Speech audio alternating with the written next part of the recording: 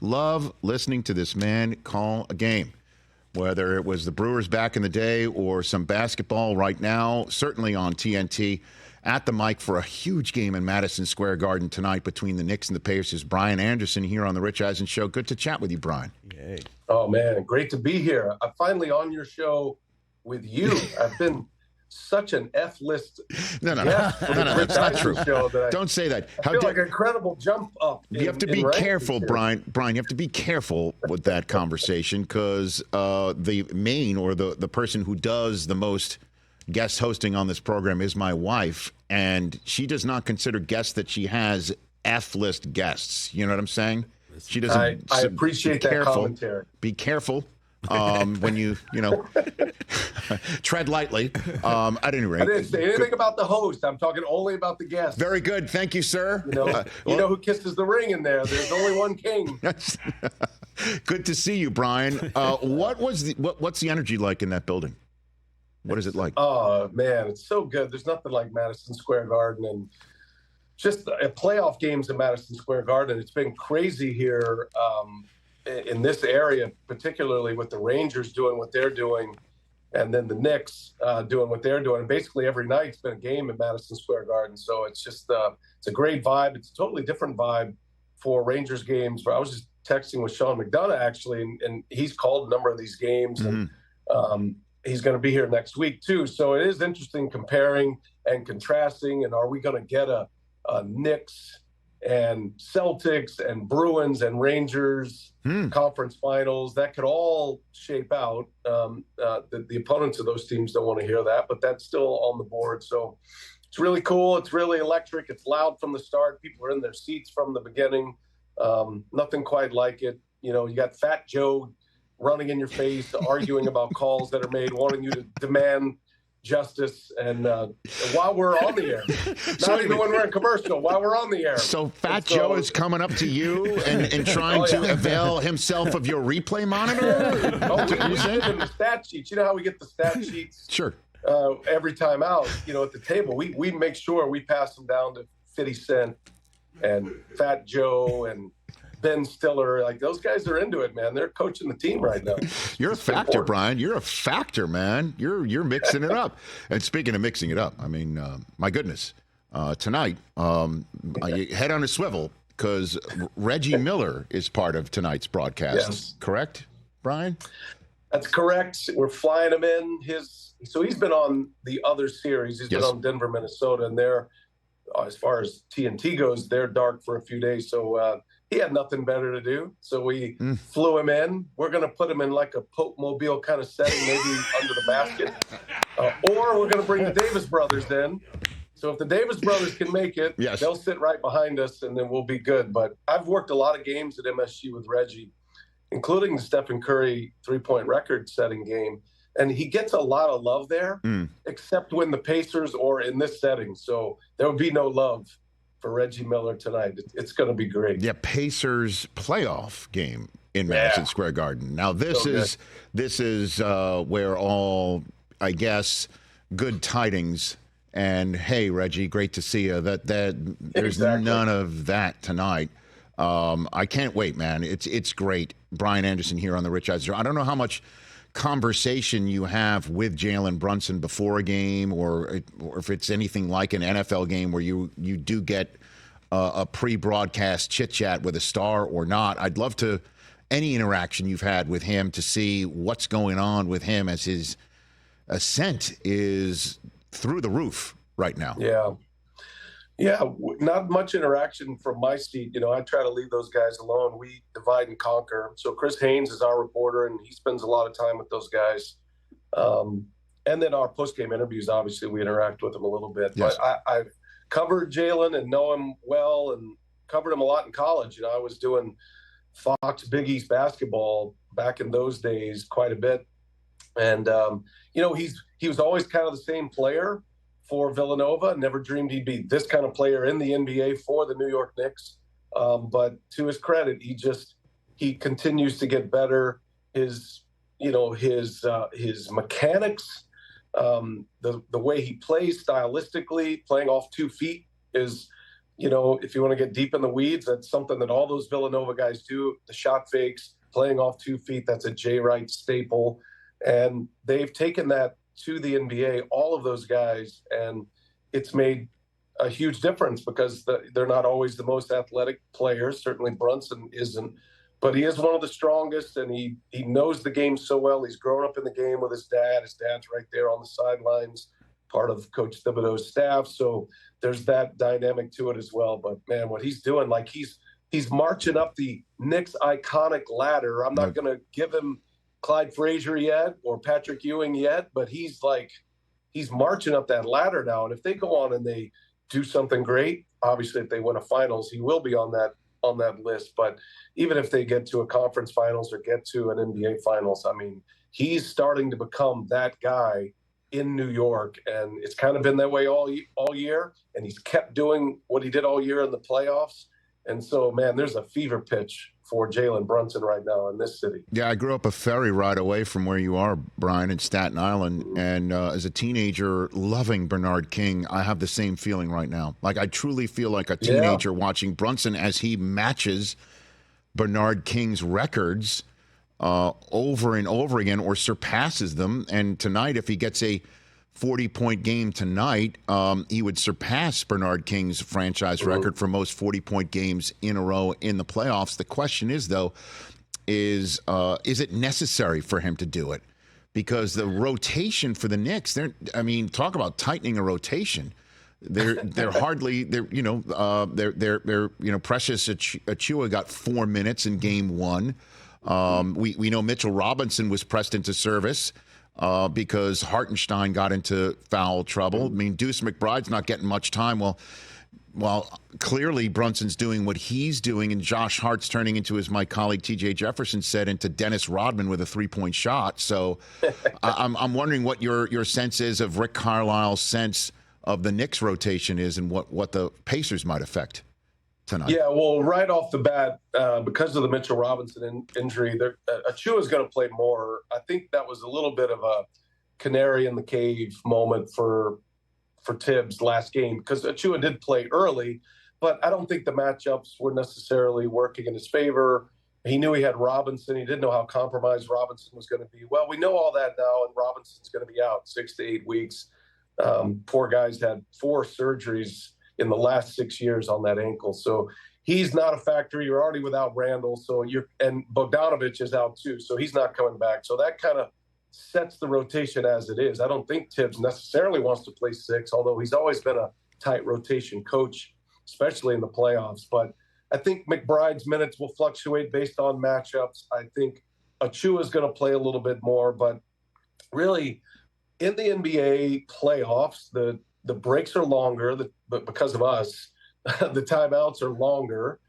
You buy 30 seconds there, and then you're playing basically every other day. And remember, coming into game 1, they had 3 days off. So those would be the reasons Tibbs would give you on why he can afford to do that. He would also remind you that every other coach has a pretty soft bench as well. Now, the Pacers aren't that way, but to answer the question, do they have enough stamina? I think they do. I think they're trained for it. They play this way all year. This is not different.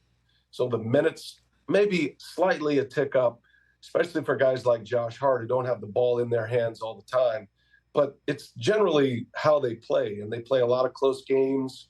They've already had, 7 games right now. So there's 6 of their 7 games have been clutch games, so meaning within 5 points, 5 minutes or less. So they're playing a lot of close, hard-fought, grind-them-out kind of games, and they've flourished in the fourth quarters of all these games. If you go into like second chance points and offensive rebounds, and in the last 4.5 minutes in game 1, they didn't miss a shot or a free throw.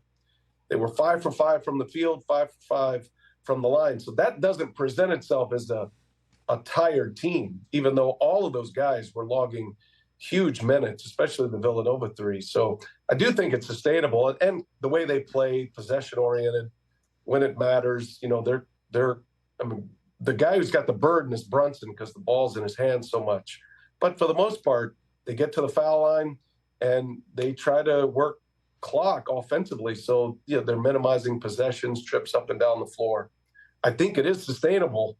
I really do. I think it's and Boston's rotation's really tight right now too, except they're just blowing out everybody. Mm-hmm. All of their wins are 20-point wins. So I don't know who's got a better chance to win games, those who are tested or those who are rested. That's a big question right now. Brian Anderson here on the Rich Eisen Show. Did you get that line from Walt Frazier? That rhymed. I mean, have you been around Clyde? I mean, rested and tested. I have been hanging out with very famous rappers. Sounds like and I feel like I'm absorbing rubbing a lot off. of that. It's rubbing off. Yes. As they're like, you know how Stan and I roll. We're kind of down there with Fat Joe and 50 Cent. Do you have to tell Stan who they are? Does Stan? No, he knows. Oh, he's in. Okay. All right. Fat Joe has a line, a Stan Van Gundy line in one of his songs. He gave Stan Van Gundy street cred. So we're trying to get Tracy Morgan's gold chain on Stan Van Gundy. Oh, please. The big rope chain. Yeah. That's our next goal. I think all you have to do is ask. I think he'd be game for that, Brian. Oh, no. Tracy's in. He's already took it. He took it off. Stan just wouldn't wear it. It was like 10 pounds. I swear. It came straight from Fort Knox. I go, I think there's an insurance issue with this. Fantastic. Me holding this chain. I love it. Brian Anderson here on the Rich Eisen Show, getting set to call Game 2 of Knicks Pacers tonight on TNT, 8 Eastern Time, with Stan Van Gundy, Reggie Miller, and Chris Haynes part of the crew. Best team you've eyeballed, though, in person this year is which team? I would have said, so it's still probably a true statement, Denver, because I haven't eyeballed Denver in the playoffs and in this series with Minnesota. So I had Denver as kind of the team. I'm really shocked at what's happened to them. And I know they're banged up, and Murray's injury is a big one. I'm not surprised by Minnesota and how great they've been. I just didn't think they'd go in and dominate Denver. So I will say Denver, and I'll stick with that, even though it doesn't feel great right now. No. But in the East, Boston for sure. Boston, we had Boston, Miami, and those games were a drag. I mean, Boston just, other than Game 2, when Miami shot the lights out and made 23 threes, which was a good game, but Boston, in all of their wins, it was a no contest literally in the first half in most of those games, and they kind of did the same thing yesterday. So Celtics, to me, look formidable. They can beat you in so many ways. And we'll see if Denver can come off the mat. I think the Murray injury is going to be really interesting to see how he can play through this, if he can be effective at all.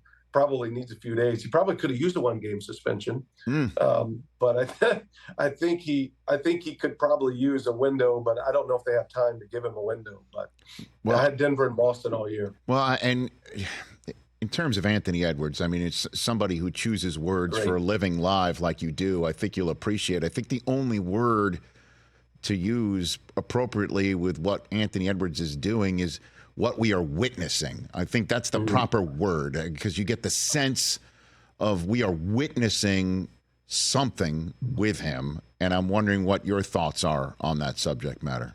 Yeah, I feel like we obviously, the Michael Jordan comps come to mind, and there's a great debate offline about Michael Jordan or not, but the things he's doing are Jordan-like, and I think it's fair to talk about that, and both sides of the ball too. And MJ was such a great defender, so that's what's so impressive about Anthony Edwards and how young he is, and he's just kind of the perfect NBA player for this modern game. He's got all the swagger, but he's got great respect for opponents and opposing players, and he says all the right things. He's hilarious, and he's great, and he's showing up when the lights are the brightest right now. So all in on Anthony Edwards. He looks like he's got a great career. I remember Tom Crean, who was his coach at Georgia, used to tell us, and I'm friendly with Tom, and he raved about this guy when he was at the collegiate level briefly, but he just said, this guy's got it. He was referencing Dwayne Wade, who had coached at Marquette. And there's very few guys that have the it factor, and he certainly got it. And I think there have been a few guys the last few years. The Joker comes to mind. He kind of emerged as a second rounder that became this great player, and he still is a great player. But it does feel like a little bit of a changing of the guard right now in the NBA. And these great young talented players, names that haven't been on the register here in the last few years, are starting to stake their claim here. to the NBA and what it's going to be in the next few seasons, maybe even the next decade. And Edwards is at the top of that list right now, in my opinion. Brian Anderson here on the Rich Eisen Show. Before I let you go with your New York day there, Brian, I'm going to widen out this conversation and ask you, from your years of calling Brewers games, to lend us your favorite Bob Uecker story, please. Oh, my gosh. What do you have? I can't.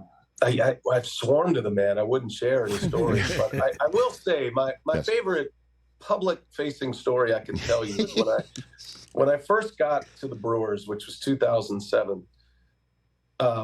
So Bob Uecker and I, we leave at the same time. So he's on the radio, I'm on television. Mm-hmm. We go to the elevator, we go down, and he parks his car inside the stadium. Mm-hmm. And if you know anything about Brewers culture, that's where there's only one car inside the stadium, through the garage door inside the stadium. That's where he parks. And so I didn't park there and will never park there, but it was always a race for me to go get my car, which was, outside that lot, and try to get in my car, get down to that area as fast as I can. And here's why. Because when Bob Uecker leaves and we go up through the stoplight and then we kind of get ready to get on the highway, there's a police officer there who is manually controlling the red and green light, the traffic lights. And he's a traffic flow cop. And so when Bob Uecker pulls up to that light, they will turn that light green for one car, his car. And if you're close enough to him, they may let me go too. Nice. So I always try to pull up right behind Bob's car. And I'm telling you, as soon as Bob goes by, that light goes red again. And I've seen it a dozen times, and I'm always trying to be in that little convoy with Bob Uecker. So I don't know if that's like, no, it's great. A Bob Uecker story, but there's really, he's so funny. He's a comedic genius. Those 4:00 bus rides back when he was traveling, I swear, man, it's some of the greatest moments of my life. The 20 to 30 minutes to the ballpark on that bus. And it's usually just the broadcasters and the director of team travel. There's, it's hardly anybody on that bus but us.